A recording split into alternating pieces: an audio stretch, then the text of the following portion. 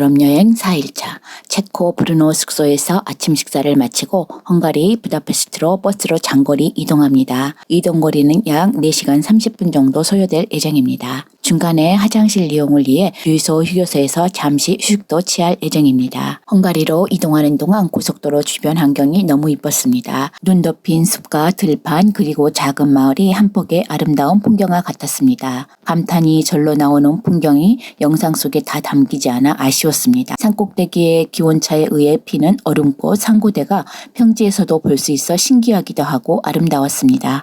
체코 브루노 숙소를 출발해 슬로바키아 국경 통과했습니다. 체코, 슬로바키아, 헝가리 모두 EU 국가라 국경을 쉽게 통과했습니다. 이제는 흔적만 남은 국경 통과 이미그레이션입니다.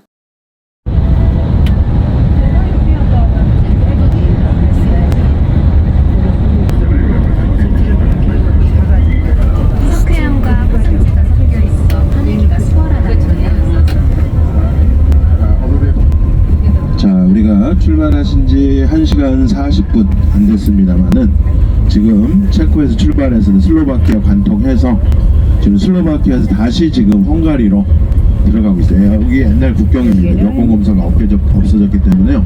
지금 헝가리로 넘어오셨습니다. 여기는 고속도로 휴게소 화장실을 유로로 사용할 수 있습니다. 근데 음식값이 더럽게 비싸요. 손가락만 깔고 있어요.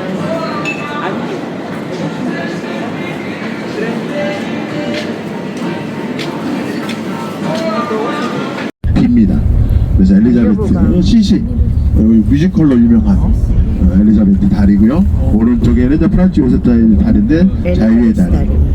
뒤에는 갈레르 던정이 나중에는 또 다시 오셔서 오늘 이제 포토샵 처리하는 것처럼 안개가 좀 깊게 깔렸네요.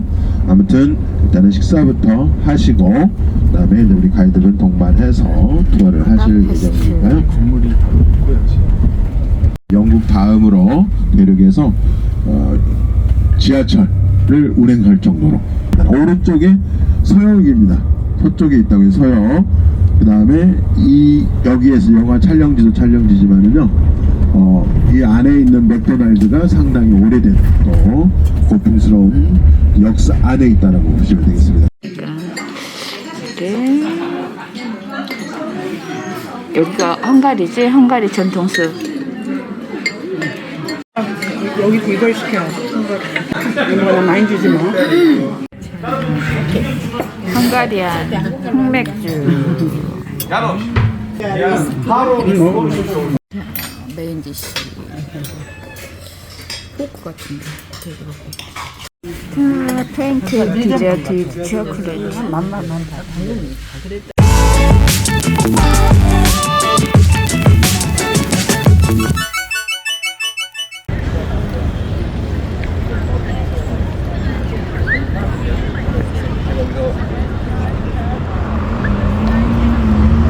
네 시간 넘게 버스로 이동해 첫 번째 장소 부다구역의 영웅광장에 도착했습니다. 헝가리인들의 이념이 담긴 영웅광장은 헝가리 건국 천년의 역사와 위대한 인물들을 기념하기 위해 1896년에 만들어진 곳으로 현재는 부다페스트 관광의 중심지이자 지역 주민들의 쉼터로 이용되고 있다고 합니다. 광장 중앙에는 36m 높이의 밀레니엄 기념탑이 있으며 탑 꼭대기에는 하나님이 자신들을 지켜주시기를 바라는 마르자인의 마음을 담은 가브리엘 대천사 동상을 볼 수 있습니다. 헝가리인의 14명 2인이 지키고 있는 영웅광장 내에는 가브리엘 대천사가 있는 밀레니엄 기념비 외에도 헝가리의 천년의 역사에 큰 공을 세운 인물들의 동상이 연대별로 위치해 있습니다. 헝가리를 처음 세운 성 이스트반을 필두로 총 14명의 인물 동상이 있으며 각 동상의 아래쪽에는 헝가리 역사의 중요 장면을 그대로 청동 보조 작품이 있어 헝가리의 연대기를 한눈에 볼 수 있습니다. 부다페스트에는 대형 광장이 많지만 영웅광장은 우뚝 솟은 기둥과 1896년에 만들어진 밀레니엄 기념비가 유명한 곳입니다. 영웅광장은 도시를 구경하기 위한 편리한 중심지이기도 하고 순수 미술박물관과 나란히 쿤스트할레 미술관이 있고 큰 도시공원이 광장 바로 뒤에 있습니다.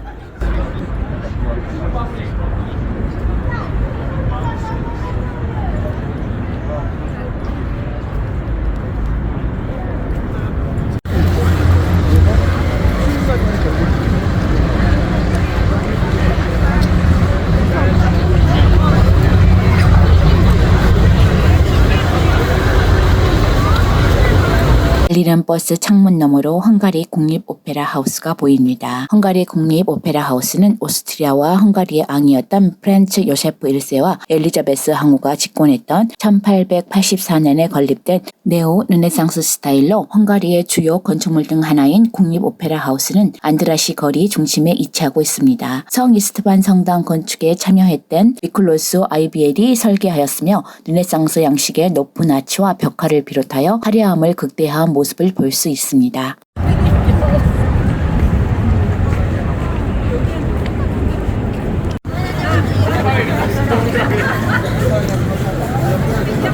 ちなみにブダペストのハードロックピザですか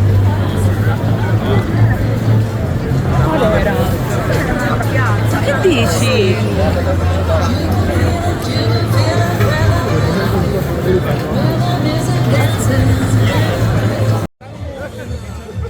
바즈치 질린스키 우트는 부다페스트 지하철의 노란색 예문 밀레니엄 지하철 노선역입니다. 바즈츠 질린스키 거리와 교차점에 가까운 언드라시 에비뉴 거리 아래에 위치해 있습니다.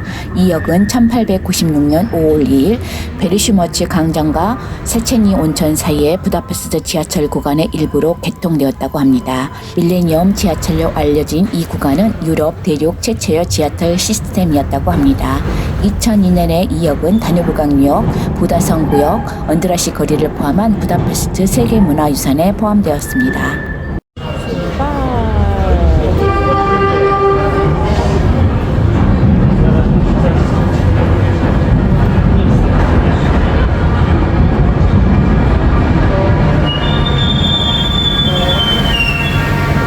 중심 안드라시 거리를 지나 화려한 장식의 분수와 대관람차 부다페스트 아이가 자리한 엘리자베스 공원 광장에 도착했습니다. 엘리자베스 광장에 대관람차와 다뉴비우스 분수가 있는데 부다페스트에서 가장 크고 아름다운 분수 중 하나로 원래 칼빈 광장에 세워졌는데 1959년에 현위치 엘리자베스 광장 부다페스트 아이 앞으로 옮겨졌다고 합니다.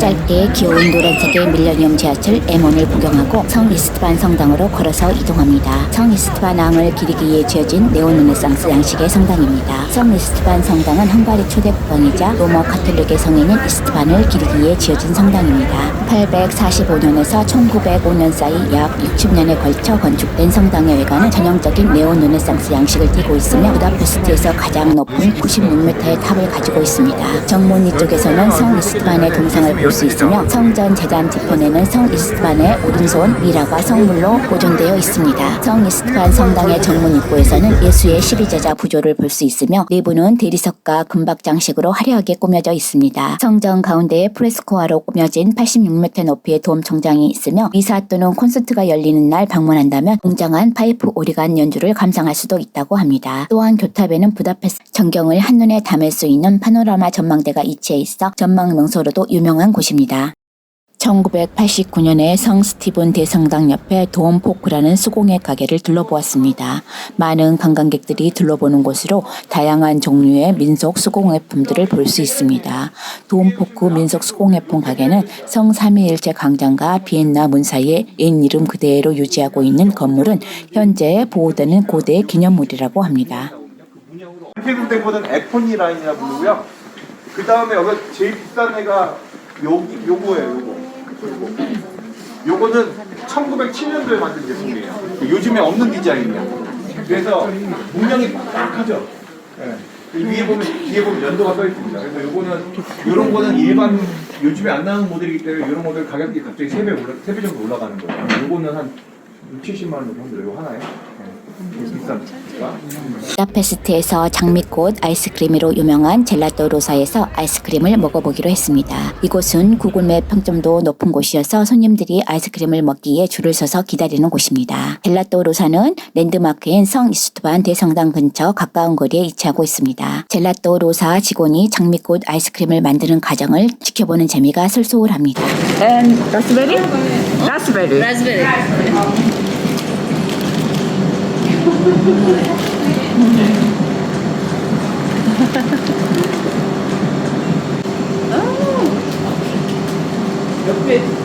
Oh my god. 미치겠다. Fantastic. Thank 언니 빨리 가져. 이슬라블리. 언니 언니 그거 찍어줘요. 기억에 남을 자, 우리 먹는 거 이거 해야지. 오케이. 요거만 찍어야지. 겨자. 겨자. 이런 거 경험을 해봐야 돼. 겨자는 무슨 맛이야? 망고. 망고 맛이지. 겨자.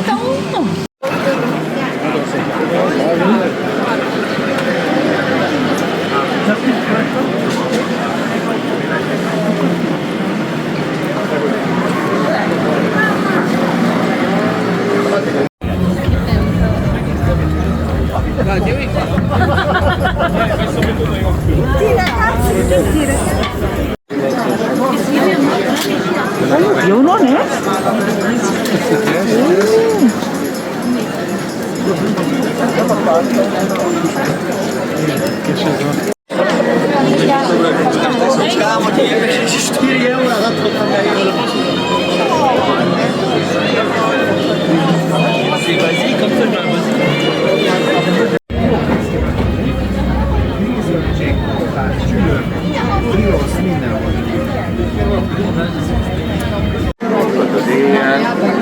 És akkor erre kell szegénynek reagálni. Nyilván.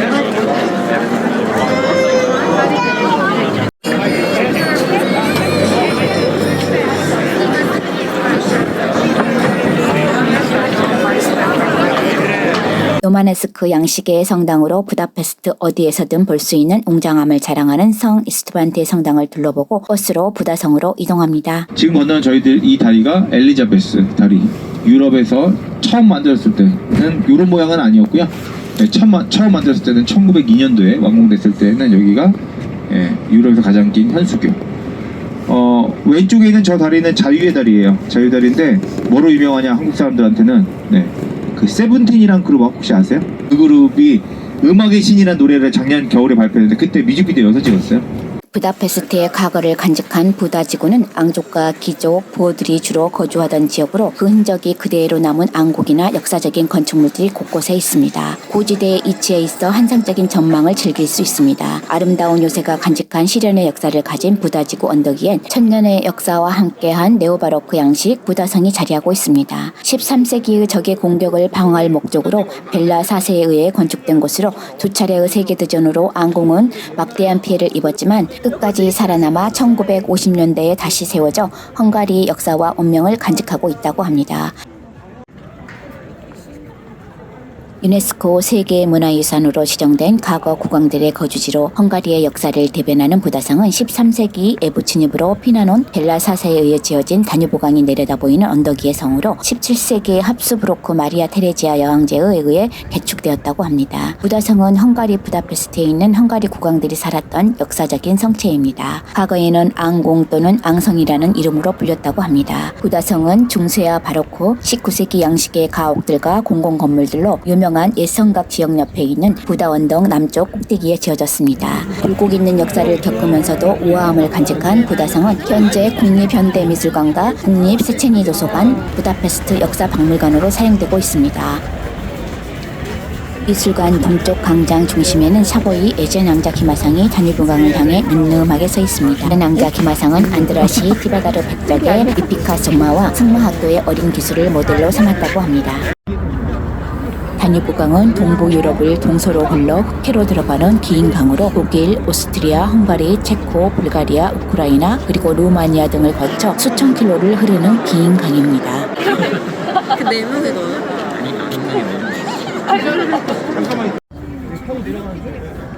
헝가리의 역사를 간직하고 있는 부다성 옆에는 헝가리의 현재의 역사를 만들어가고 있는 대통령 집무실이 자리하고 있습니다.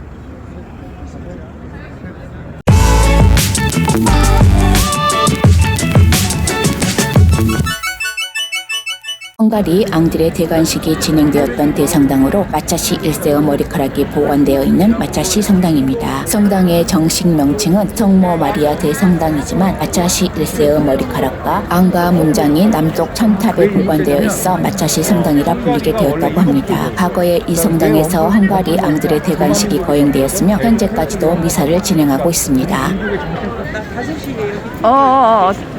나 해랑 걸어보려고. 어부 요새에서 맞이할 정겨운 풍경은 어부 요새 뒤편, 정확하게는 마차시 성당 앞 광장 한가운데 헝가리 초대 국왕인 성 이스트반 1세 청동 기마상이 자리 잡고 있습니다. 추천 포토 스팟은 번째 해랑 기둥에서 다뉴브강과 국회의사당을 배경으로, 두 번째 어부의 요새 꽃갈 모양의 탑을 배경으로, 그리고 마지막으로 어부의 요새 뒤편 광장에서 성 이스트반 기마상과 어부의 요새 탑이 함께 나오는 배경으로 인생샷을 건질 수 있는 포토 스팟을 추천합니다. 환상적인 전망에 고풍스러운 어부의 요새는 다뉴브강 배경의 시내 전망을 감상할 수 있는 옛 요새입니다.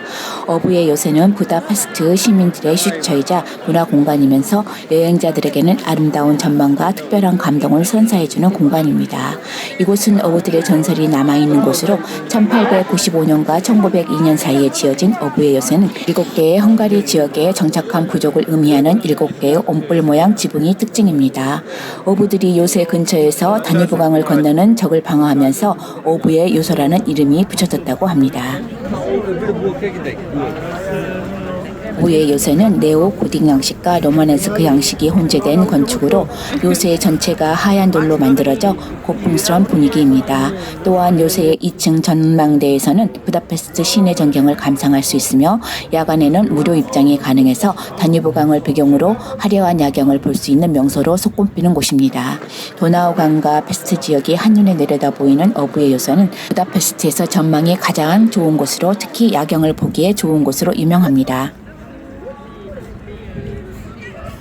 전염병의 종식을 기념하며 지어진 조각상으로 300년 이상의 역사를 지닌 상징물 성삼위일제 석주는 14세기 중반 유럽에 발생한 흑사병으로 많은 인구가 사망하고 난 뒤 전염병의 종식을 기념하며 1713년에 세운 상징물로 마차시 1세의 머리카락이 보관되어 있는 마차시 성당 옆에 위치해 있어 성당과 함께 또 하나의 명소입니다. 바로크 양식의 종교 기념물로 섬세한 조각 기술로 만들어진 성삼위일제 석주는 바로크 양식으로 설계된 상징물입니다. 기둥에서는 정교한 장식물과 아기천사 조각품을 볼 수 있으며 최상단에 십자가를 든 예수 그리스도의 모습을 통해 종교적 신념을 엿볼 수 있습니다.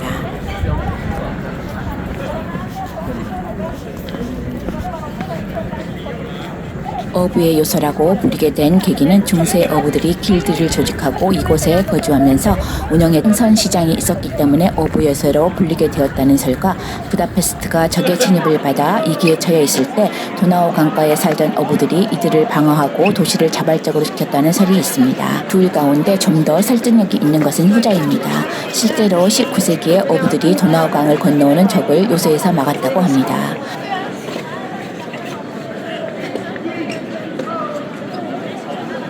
다뉴브강 동쪽의 웅장한 랜드마크 국회의사당 건물은 헝가리 민주정부의 위대한 상징입니다. 장엄한 네오고딕 양식의 헝가리 국회의사당 건물은 1904년에 세워졌고 다뉴브강 강둑에 자리하고 있고, 그리고 헝가리에서 가장 큰 건물이기도 합니다. 리버 크루즈나 다뉴브 서부 강둑에서 바라보면 잔잔한 광보리에 비치는 건물의 모습이 숨이 멎을 듯 아름다운 광경을 볼 수 있습니다.